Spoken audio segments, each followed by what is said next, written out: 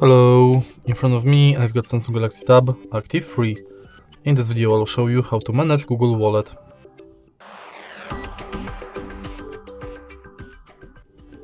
In the beginning, let's go to Wallet,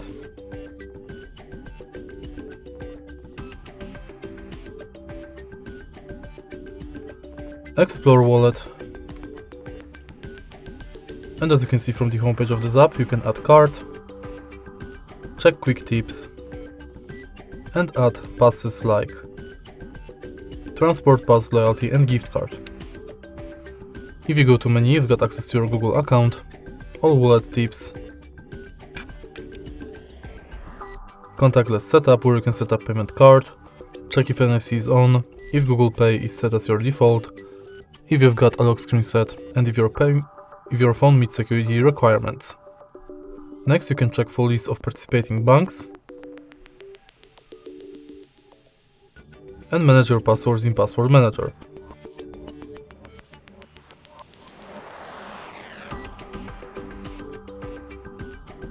In your data in Wallet, you can manage payments data, passes data, and check info about private passes data.